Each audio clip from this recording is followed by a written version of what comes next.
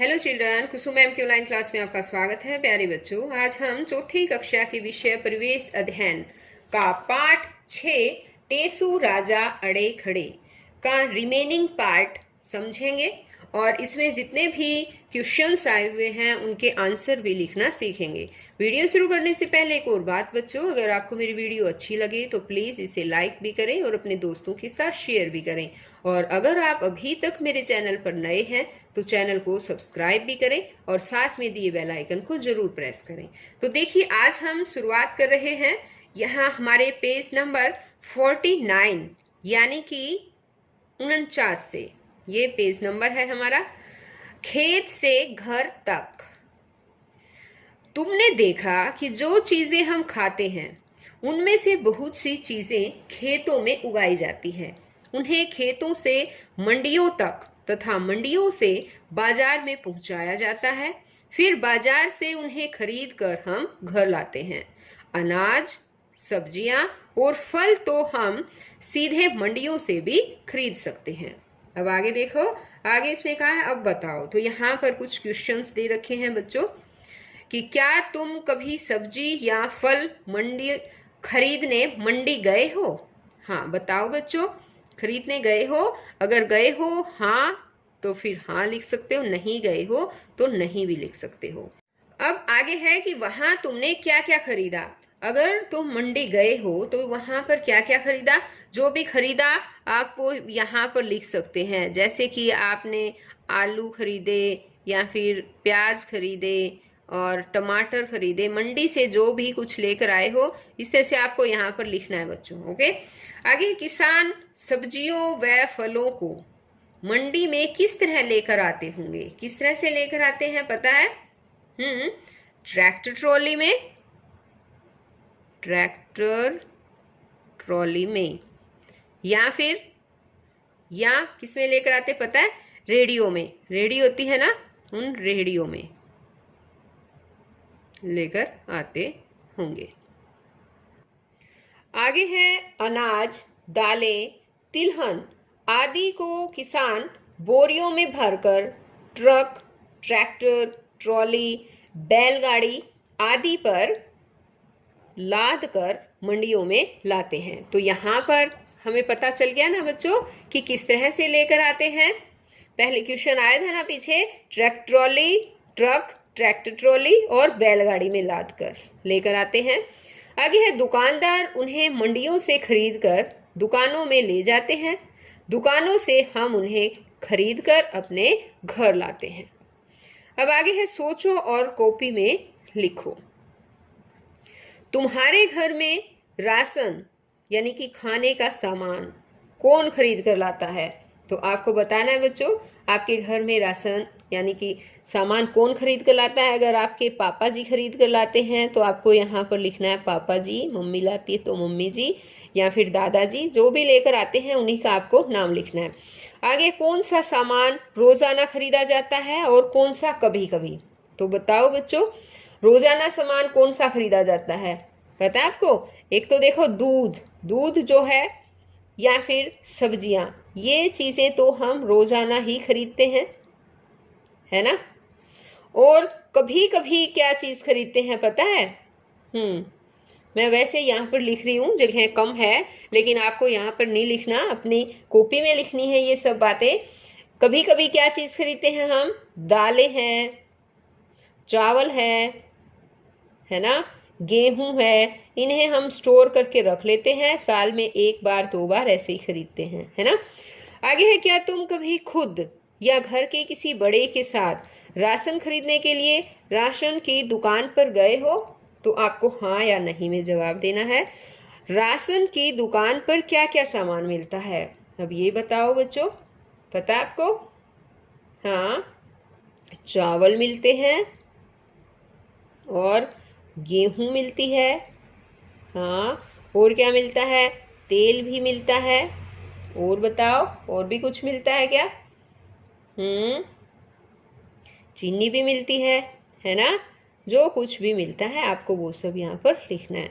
आगे क्या तुम्हें खाने पीने का सामान, फल या सब्जियां बिना खरीदे भी मिल जाती है? अगर नहीं खरीदोगे तो मिलती है क्या? नहीं, ये सब हमें तो खरीदने से ही मिलती है ना। और ये भी हो सकता है कि आपके यहाँ उनको उगाते भी हो, तो आपको तो बिना खरीदे भी मिल सकती है ना, अगर आपके खेत में वो पैदा हुई हो। अब आगे है, जैसे हम बाजार से राशन खरीद कर घर लाते हैं, वैसे ही सरकार द्वारा कुछ दुकानें उचित मूल्य पर राशन देने के लिए खोली जाती है। इन दुकानों पर राशन कार्ड दिखाकर कम दामों पर राशन मिलता है। यहाँ देखो, ये रहा राशन कार्ड, और आपके भी घर में राशन कार्ड जरूर होगा बच्चों। अगर आपने अभी तक राशन कार्ड नहीं देखा है तो अपने मम्मी या पापा से कहें और राशन कार्ड को जरूर देखें। उसमें आपको क्या क्या मिलेगा, इसमें जो भी घर का मुखिया है उसका नाम भी मिलेगा, और आपके मम्मी पापा का नाम, और आप सभी बच्चों के नाम भी, उनकी उम्र भी, ये सब इसके अंदर दी होती है, और एक परिवार का फोटो भी मिलेगा आपको। तो इस तरह से ये आपको जरूर देखना है बच्चों। आगे है, देखो और बताओ। सामने दिए गए राशन कार्ड के चित्र को देखो और बताओ, परिवार के मुखिया का क्या नाम है। तो इस राशन कार्ड को आपको देखना है और फिर यहाँ पर आपको बताना है कि परिवार के मुखिया का नाम क्या है। तो यहाँ देखो, इस राशन कार्ड में क्या दे रखा है, महेंद्र सिंह। तो इसके मुखिया का नाम है महेंद्र सिंह। परिवार में कुल कितने सदस्य हैं, ये बातें आपको लिखनी है बच्चों। यहाँ पर परिवार में कुल कितने सदस्य हैं, तो कुल कितने सदस्य हैं बताइए। हाँ, कुल कितने नजर आ रहे हैं आपको, यहाँ पर देखो ये दे रखा है ना। हाँ, 3 और 2 ये हैं 5, कुल कितने हैं 5। तो यहाँ पर देखो ये लिख भी रखी सदस्यों की संख्या 5, यहाँ भी लिख रखा है 5, तो हम यहाँ लिख सकते हैं कुल सदस्यों की संख्या 5। क्या तुम्हारे घर में भी इस तरह का राशन कार्ड है? हाँ जरूर होगा, है ना, राशन कार्ड तो हर घर में होता है। आगे, तुम्हारे घर के राशन कार्ड में कुल कितने सदस्यों के नाम आपको वो यहाँ पर बताने हैं और लिखने हैं। क्या घर में कोई ऐसा सदस्य भी है जिसका नाम राशन कार्ड में नहीं है, तो आपको वो भी बताना है, यहाँ पर लिखना है कि कौन है। अब आगे दे रखा है कि भोजन बनाने के लिए बहुत सी चीजों की जरूरत होती है। ये चीजें बाजार से खरीदनी पड़ती है। इस काम में बहुत से लोगों की मेहनत लगती है, तब कहीं जाकर हमें भोजन मिलता है। कुछ लोगों को तो मनचाहा और भरपेट भोजन भी नहीं मिल पाता, इसलिए हमें थाली में उतना ही भोजन लेना चाहिए जितनी हमें भूख हो। भोजन झूठा नहीं छोड़ना चाहिए। ये बात बहुत इम्पोर्टेंट है बच्चों, ये बात आपको ध्यान में भी रखनी है कि इस दुनिया में बहुत से ऐसे बच्चे हैं, बूढ़े हैं, बहुत से ऐसे व्यक्ति हैं, औरतें भी हैं, जिन्हें टाइम पर भरपेट खाना भी नहीं मिलता, है ना। और बहुत से लोग ऐसे हैं जो खाने को झूठा छोड़कर थाली में बेकार कर देते हैं। तो हमें ये कभी भी नहीं करना चाहिए। हमें अपनी थाली में उतना ही भोजन लेना चाहिए जितने की हमें भूख होती है और जितना हम खा सकते हैं।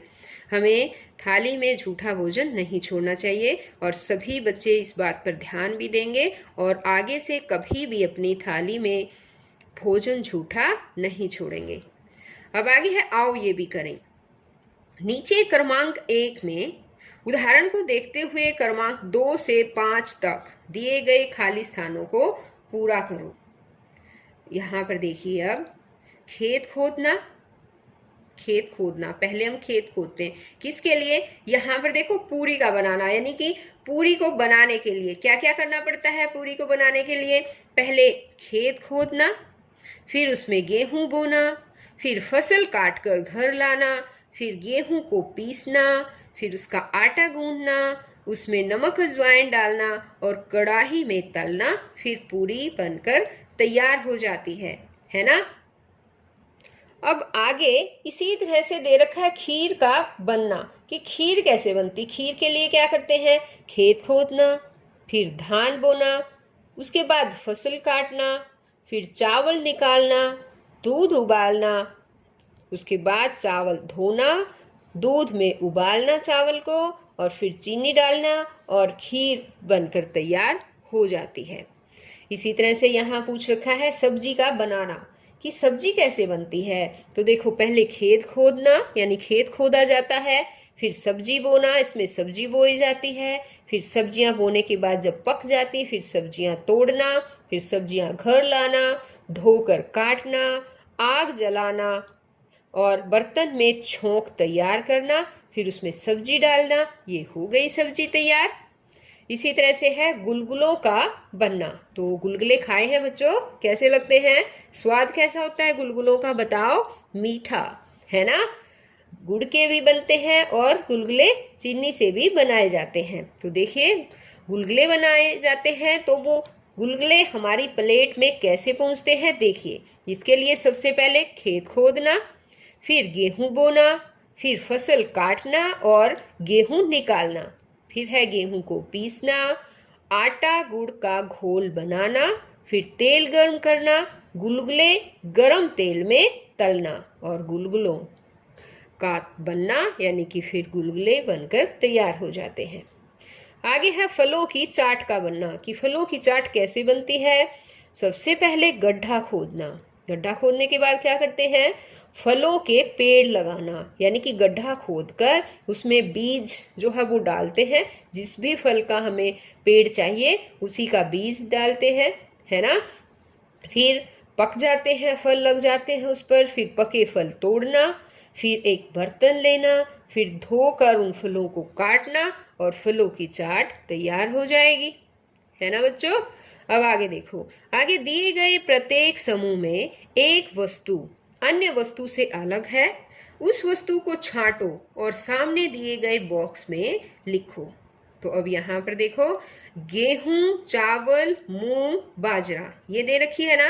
इन सभी में से एक वस्तु अलग है और जो अलग है वो हमें यहाँ लिखनी है, क्या अलग है और वो क्यों अलग है, यहाँ पर ये भी बात हमें लिखनी है। तो देखिए बच्चों, गेहूं, चावल, मूंग, बाजरा, इसमें से गेहूं, चावल और बाजरा ये तो एक जैसे हैं, लेकिन इसमें मूंग जो है वो अलग है। क्यों अलग है मूंग, बताओ मुझे। हाँ, क्योंकि मूंग तो जो है वो क्या है? मूंग दाल है। और बाकी बाकी क्या है बताओ? बाकी जो है वो अनाज है। ठीक है।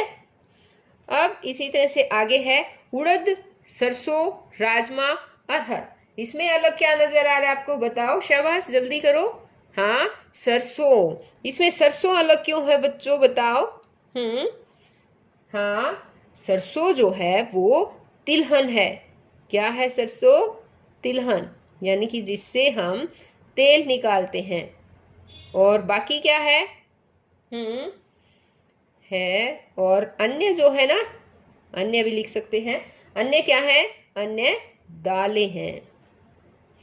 सरसों, तिल, सूरजमुखी और खजूर, तो इसमें तो खजूर अलग है ना? और खजूर अलग कैसे है बताओ? खजूर क्या है? खजूर फल है। ओके। और अन्य अन्य क्या है बताओ?